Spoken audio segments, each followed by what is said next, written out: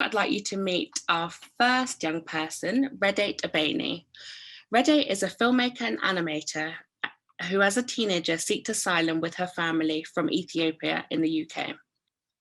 Hi, my name is Redate. I am a filmmaker, animator, and a digital artist. I did my animation degree at UWI and graduated in 2016, but it was really hard to find a job after graduation because every job seems to require a work experience, and I didn't have one. So that was my struggle after graduation. I then decided to do creative projects that doesn't need to have a work experience, and one of them was Creative Futures. So I did the 6 month Creative Futures program at Creative Youth Network, and it was so helpful because first of all, I then had a work experience because I've worked there for 6 months. And the other important thing I gained from doing that program was I did my first digital art exhibition.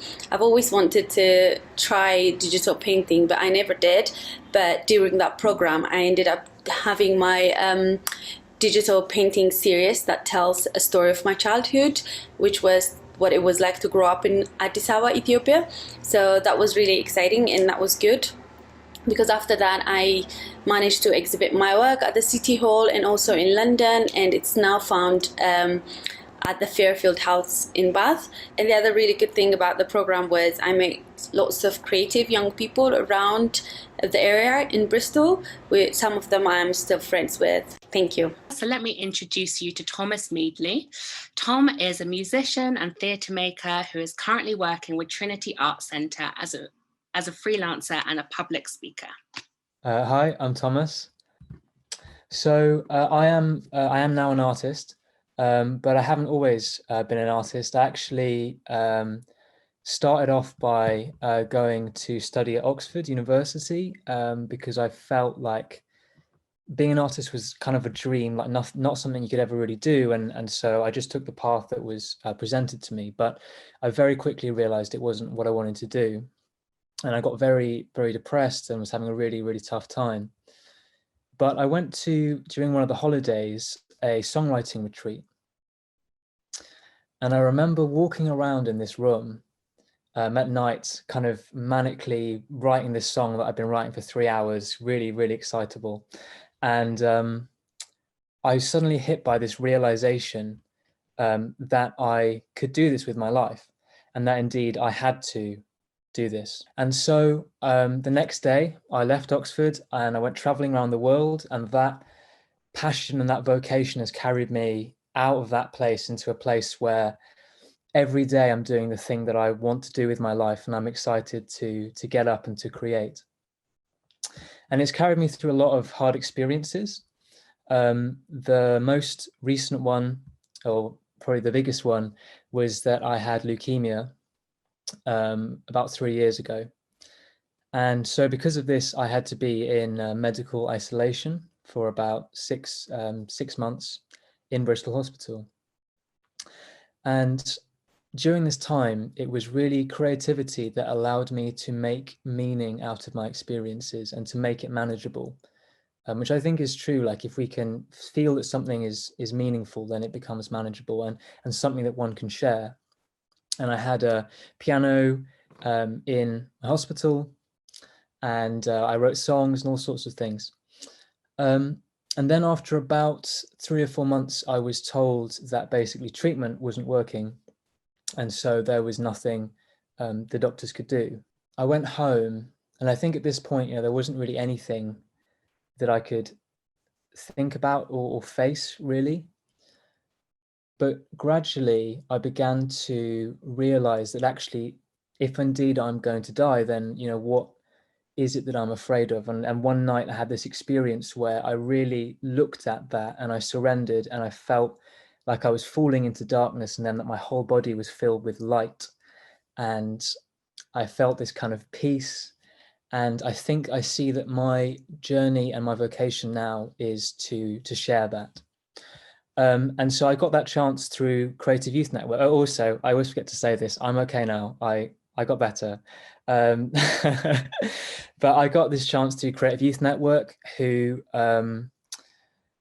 firstly, through the Creative Careers Programme, I was unemployed and they gave me a chance to do that. And then through Creative Futures, they gave me a chance to create a one-man show called Dear Lady Death, which uses the poetry and music from that time to share that story as a theatre piece. And I'm now developing that piece with 2 other members of Creative Futures. I'm working as a creative freelancer for different organisations, and I just got my first Arts Council application to make a podcast. Yeah, which I would never have done without Creative Youth Network, because it's nonsense. Well, it's less nonsense, but it was nonsense. And yeah, so here I am, and creativity has really helped me, and I'm really proud that I can be here and advocate that and advocate Creative You. So now on to our third speaker, Anna Rathbone. The first thing I did was a storytelling course, which was one of the Creative Careers courses. And when I did that, I wasn't very well. I'd just come out of hospital. I didn't have a job. I wasn't studying anything. I was just kind of really directionless. And I did this storytelling course. It gave me something to do in all these empty weeks post being in hospital, and 2, it gave me a way of like sort of processing some of those experiences and working out like how to tell my story. And then I did Creative Futures, so what Red 8 did and what Thomas did as well, and made an installation in a cupboard, the first of a few installations in cupboards, again about some of my experiences over the previous few years, and then I worked with CYN as an assistant on one of the creative courses in Knoll, and then I also did The Edge, which was the big show in 2019. So here's the big question, Anna. What does creativity mean to you? I find it difficult to answer because I find it difficult to like separate creativity from myself. Like, it's part of me and it's part of how I experience the world and survive. It's how I communicate. It's many things. Some of the stuff that's gone on in my life, like I've been helped by sort of medicine or whatever, and that's kind of like kept me alive, but then doing creative things has given me a reason to keep being alive. So for example, I'm knitting at the moment, and I've been knitting every day since the 22nd of March last year, and I didn't know how to knit before. When the lockdown ends, I'll stop, and then I'll have like a little blanket that's like shown, you know, my like knitting development and me getting through this lockdown. And then the lockdown just kind of never really ended, and it kept going, and so I'm still knitting. So I've been knitting for 10 months now, but and that helps me, like, it helps me feel less anxious because I'm doing something with my hands. So like if I'm on a Zoom call, then it's much easier to concentrate, and it gives me like, it's like I can see how far I've come, and like all of the little steps that have led to like now I've got this enormous thing that will be a blanket that is now bigger than my living room floor. So next we have Dean Tamagno. Dean is a multimedia artist creating visuals and installations that originate from sound. Hi everyone. So yeah, I'm Dean. My artist name is Dean Mango. I'm a creative freelancer, born in South Africa. Came to the UK from a really young age. And my mum at the time was struggling with really bad mental health. So coming to the UK, I was only a little baby, and I was put into foster care from the age 3, and I was kind of separated from my family because I was brought over to the UK and all my family's in South Africa. So it was just me and my brother.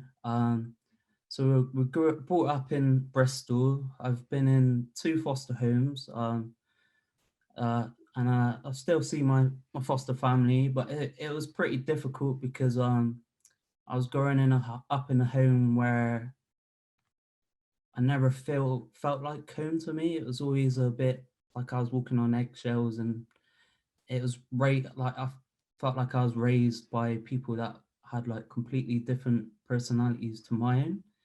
So it's pretty hard growing up, but it's made me who I am today. I would always sit at the computer listening to music for hours and hours. I would be the person headbanging. Well, no, I was the person headbanging to the music, loving life when I have my earphones in.